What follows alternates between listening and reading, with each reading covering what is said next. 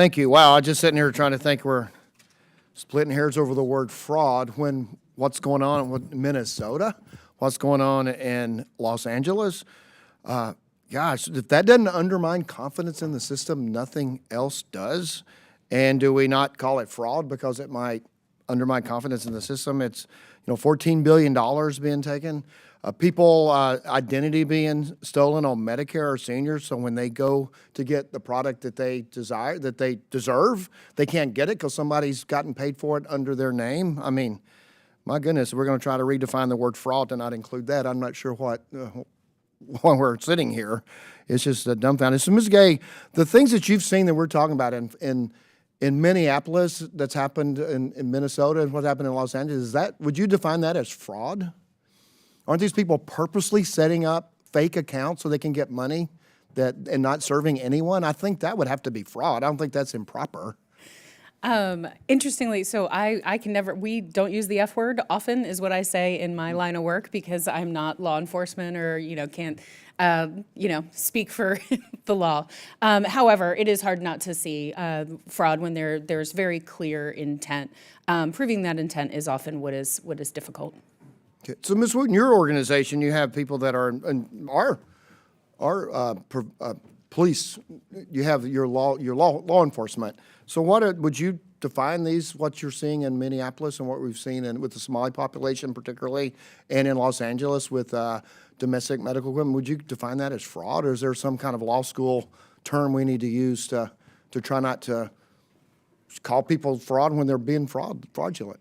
Yeah, given that the information I have about those states is what I've read in the news, it's difficult to address those exact investigations. However, Medicaid fraud control units look at fraud, and we call it fraud. We do not have authority to look at waste and abuse.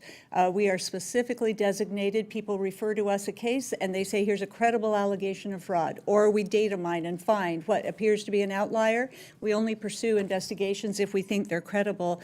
But we do learn from other states, and yes, the schemes that we see there, we see schemes in our own states where it's definitely fraud. Companies, like I said before, set up with the sole purpose of committing fraud. Substance use disorder providers who never had a real provider provide services, even though they're so desperately needed.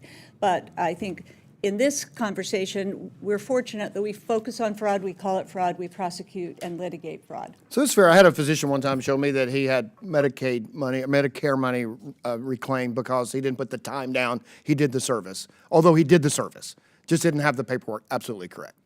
That's not what we're talking about. That's absolutely not what we're talking about here, is it?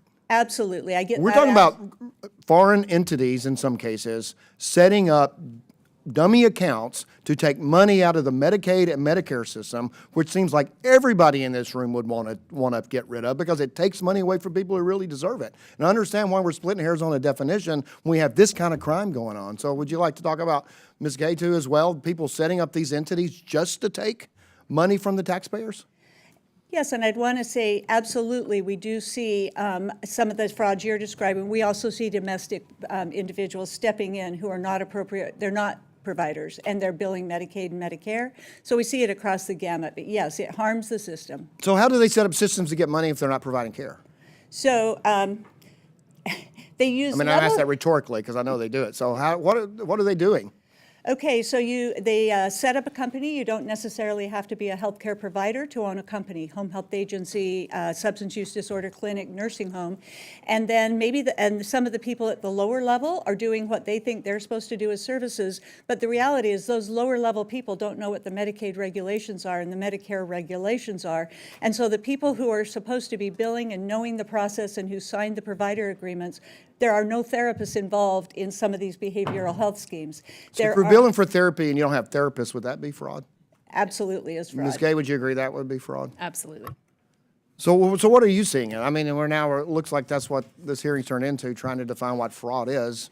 And I think fraud should be prosecuted.